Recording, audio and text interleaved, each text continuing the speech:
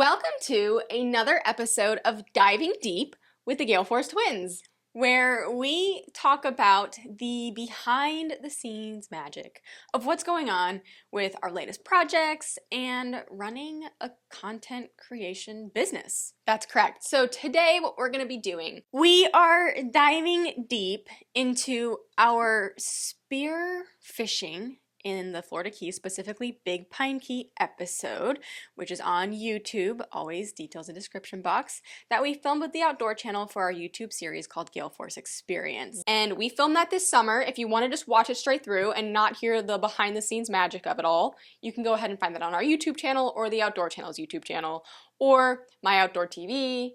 Details in description box. Yes, on where you can find that. And then at the same time, we just also wrapped up the separate project, which will be coming out soon. We just wrapped up filming our very first TV show with the Outdoor Channel, and it's called Gale Force Twins, and that is going to air December 30th. It's a Tuesday, primetime TV, and reruns on Saturdays. My name is Emily. My name's Amanda, and welcome to Diving Deep with the Gale Force Twins.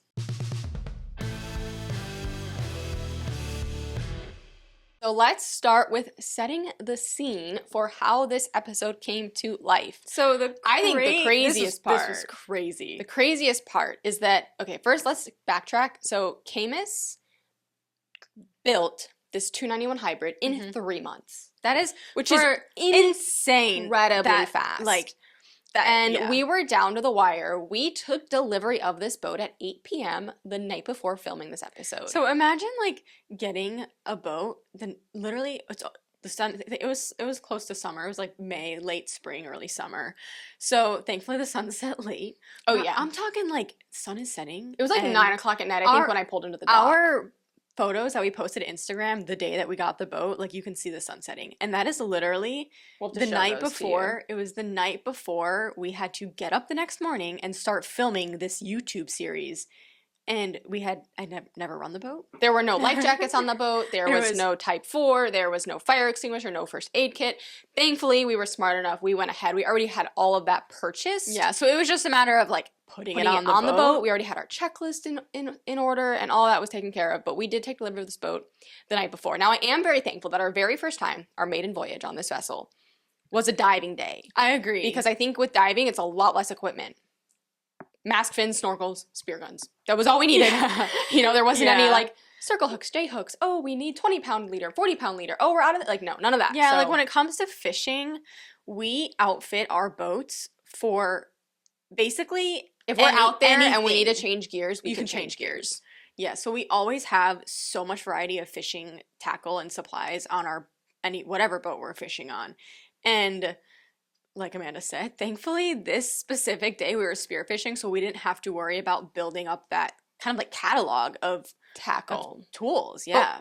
Yeah, I don't remember if we've gone out and purchased that yet that day. I don't think so. I think we just had our dive gear and our safety equipment and all the required paperwork that we needed for the vessel. And we took delivery of it that night. And it was you guys have heard, this whole entire Gale Force Experience YouTube series was filmed when it was blowing 30. Thankfully, the dive day, it was only blowing 15. Yeah. So we got really lucky, and that was the day that we really, honestly, blowing 15 I think is the perfect conditions to see how well a vessel handles in rough seas. Yeah. It's not so rough that you're going to put yourself in a really bad situation, but it's just rough enough that you can really see what a boat can do. And honestly, she did a great job. She got on top of the waves. Yeah, this was our first time basically running the boat. It was taking it. We didn't go far offshore because we were spearfishing, but we went out to the reef and where the waves can start to build, and we were getting spray, or where there would be spray, I should say, because we actually weren't really getting that spray. I don't remember getting the spray boat on ran that one. really, really, really nice, and that was the day that we also found out how fast it went. Oh yes. So at the very end of that day, of that dive day, we, for this specific day, let's talk about the crew. Yeah. Dive episodes, whether it's for YouTube or TV or whatever it is, or even Gale Force Twins, dive episodes always have the most amount of people for a lot of reasons. One, it's safety. You always want to have someone in the vessel at all times. People do anchor their boat, put a flag on it, stay close to their boat. I don't think that's a good idea unless we only do that in very rare circumstances when we're lobstering in shallow water. Shallow water outside of a channel. Yes. Never do that near a channel. Please don't. So when we're filming for TV or anything like that, let's talk about our team. We had 2 vessels, our 291 Hybrid Camus, which had you and me on it.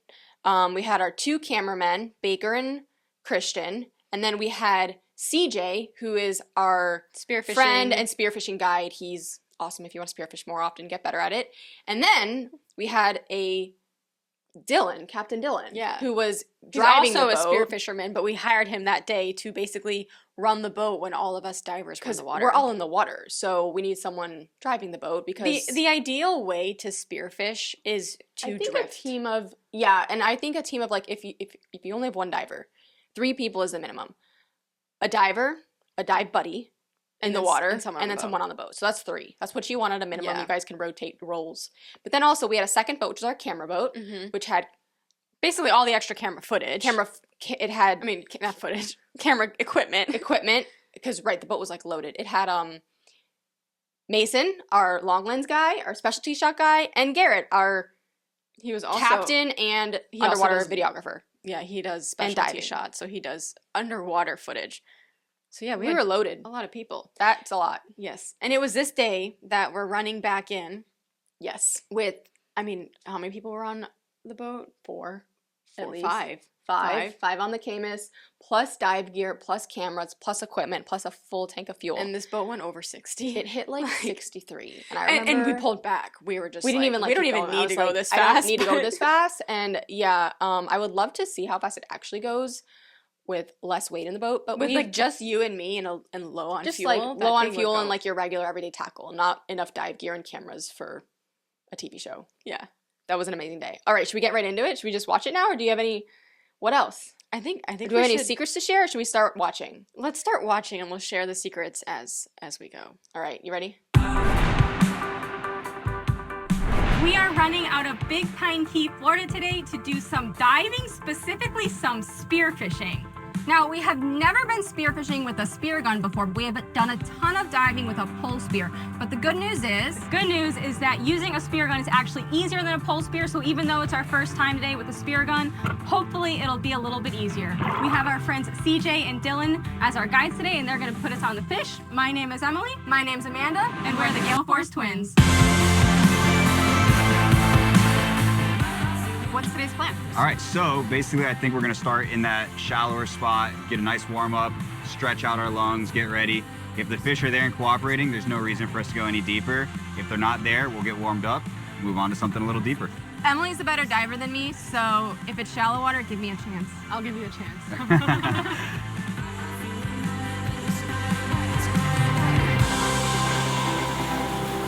All right, ladies, after you, I'll see you in there. 1, 2, 3, go!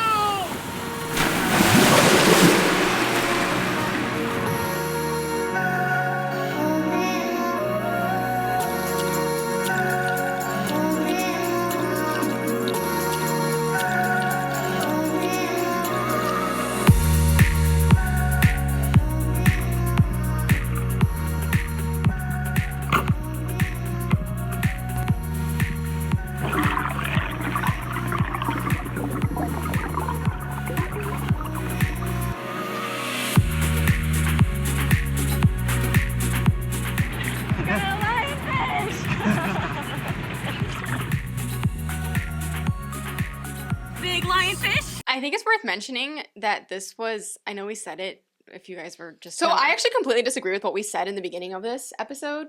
Oh, that spear guns are easier? The good news is spear guns are easier than pole spears. I actually disagree with that. Totally disagree with that. Having now done, like in theory... No, this is what it is. A spear gun has a lot more range. So technically speaking, if you're good at aiming, you don't have to be as good of a diver. Like you don't have to be like deep, like right up on the fish. Like you have a little bit more. It's a spear gun. It has a lot more room behind it, and basically a bigger range. But having now spent an entire summer doing both pole spear and spear guns, I'm a huge pole spear fan. And for those of you that don't know what pole spear is, it's basically like good old fashioned like a rubber band and like loading up on a spear. It's a rubber band and a spear, and that's all it is. And you have to just like basically stretch this rubber band with your hand and because, sling it out. Because like our pole spears are only, I think they're 8 feet, which is actually kind of on the slightly smaller side. Some people do like 10 foot pole spears.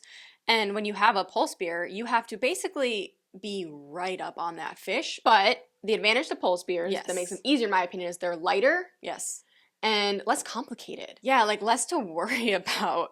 Like so it's funny because I remember thinking like, oh, spear guns are gonna be so much easier. And like, they are and they aren't. They're easier when you have someone like CJ, who's our spearfishing instructor and friend, and he does this for a living, so he's so quick at reloading, and so like when you have someone there helping you, it's super easy.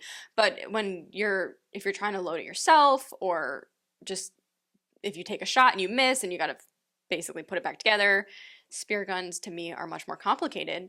And I mean, my first fish ever on a spear gun was a lionfish, which I think is, actually, this is a fun story. My first fish ever on pole spear was a lionfish. Okay. And so is my first fish ever on a spear gun is a lionfish.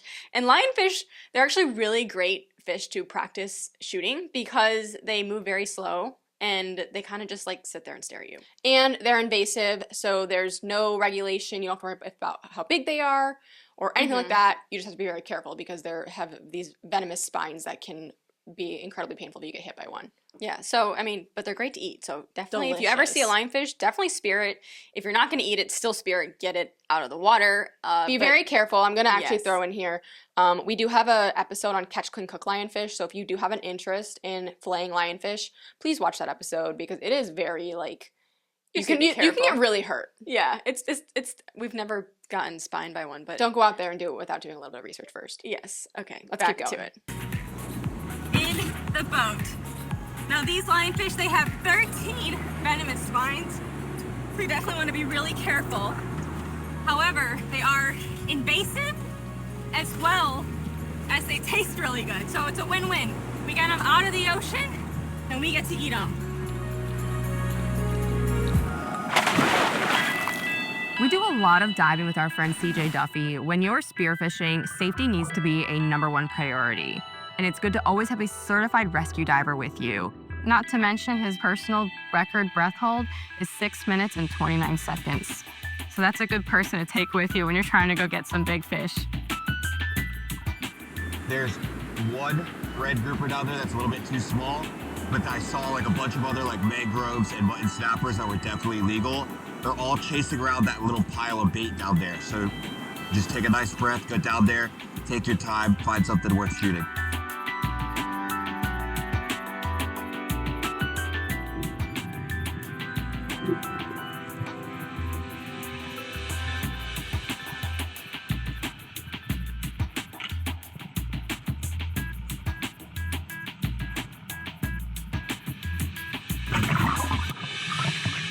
That was a nice little hunt. You picked the right one too. It was the biggest one. I was like, oh, that one's small, that one's big.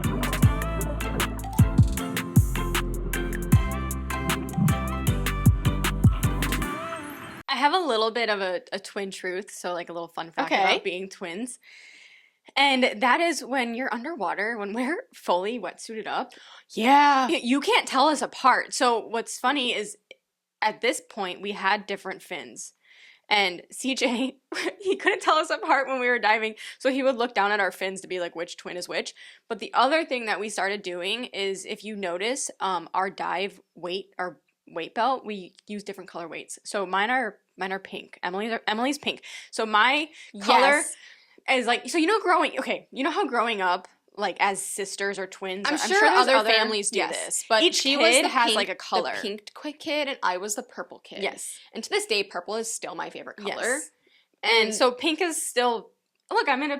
I actually was wearing a purple sweater this morning. I just changed it. Okay, so pink is my color, and the nice thing about pink is in the world of spearfishing and scuba diving, there's a lot of pink accessories. When it comes to women's dive gear, you can always find something in pink. Yeah, so I buy pink belt, pink weights. I have my new fins, which I don't have, which aren't in this video, but my current new fins, they have like pink accents on them. I know, I'm really jealous. My snorkel, like little snorkel holders, pink. So I'm like whenever I find pink, out and it's pink. adorable, and I wish that I could get purple decked out in my dive gear. So what I ended up doing is I picked blue as my color for diving. So my weight belt is blue, my fins are blue, all my stuff, but not just blue, like turquoisey blue, like pretty blue. It's not like like both of our wetsuits are camo blue, but you have that extra like turquoise color.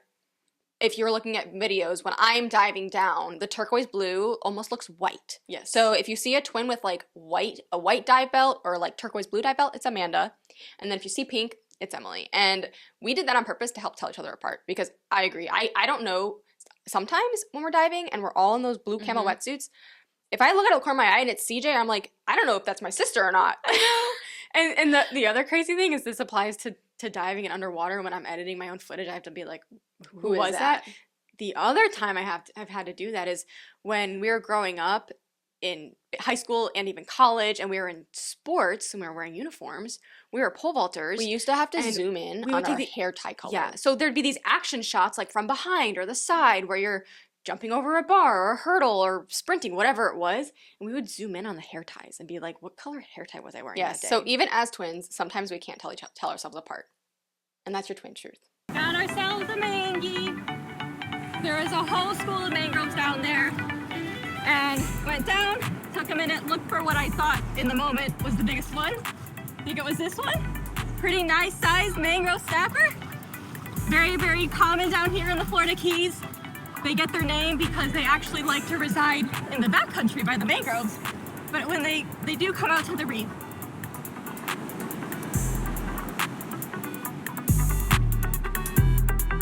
Spearfishing is not as simple as just point and shoot. Maybe with pelagic spearfishing it could be, but we've been looking for fish up under these rocks and ledges. So there's definitely a bit of hunting involved, so you really want to understand the geography of these ledges before you just shoot your fish.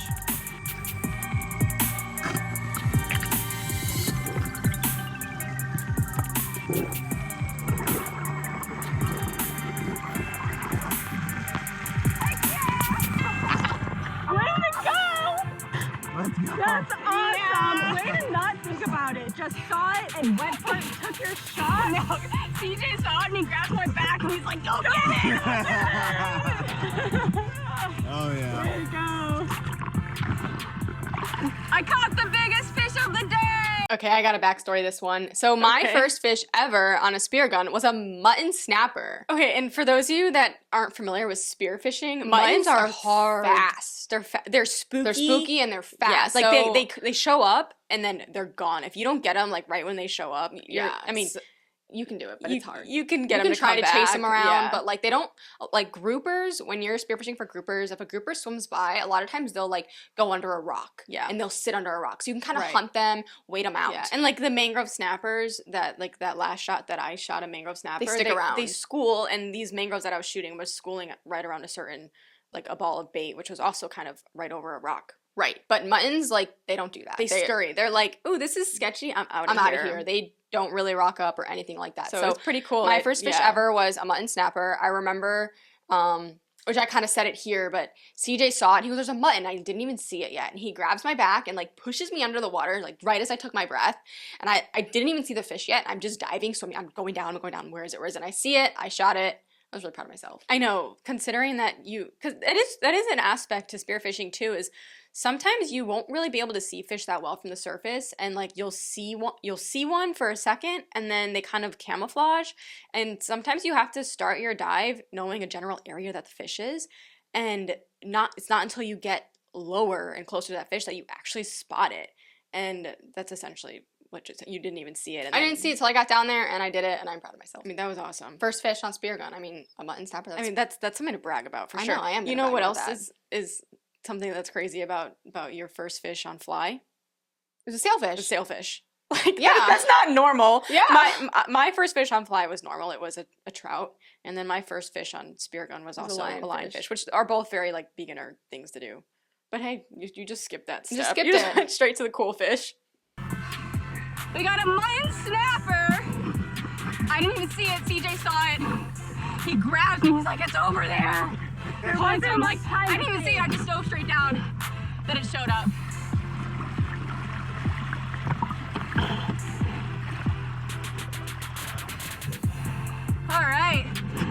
Good, Amanda. There wasn't much time to think. No. Went out, it started to swim away. You took pretty much the only shot you had at it. You got it. No time to think.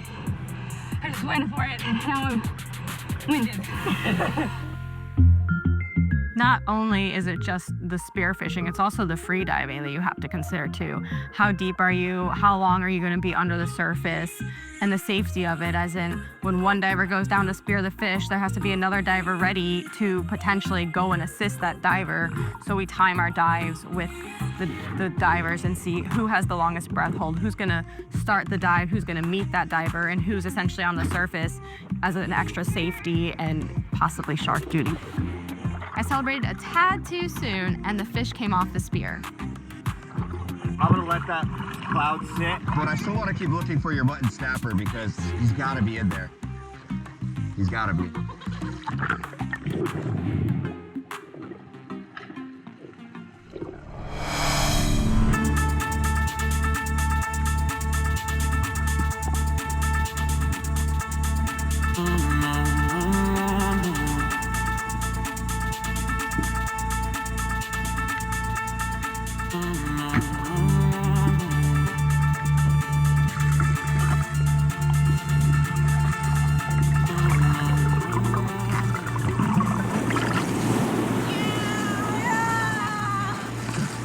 We found him.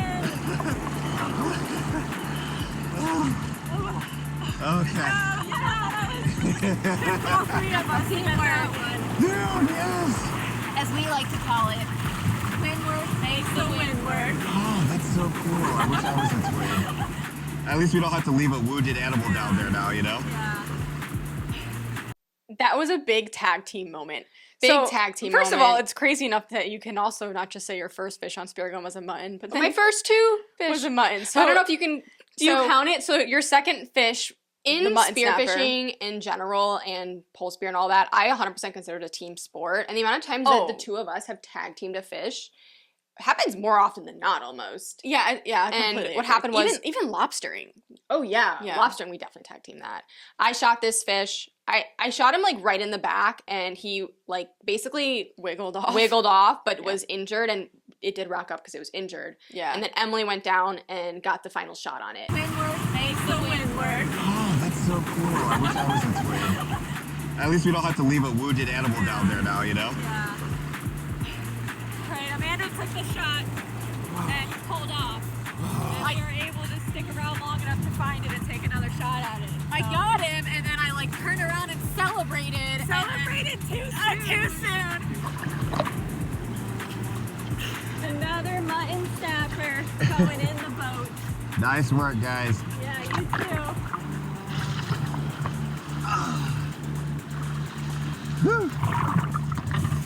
Nice work, guys. It was really awesome to get to work with our friend CJ and use spear guns for our first time and target the Florida Keys species. I mean, mutton snapper, mangrove snapper, lionfish. It was a win-win.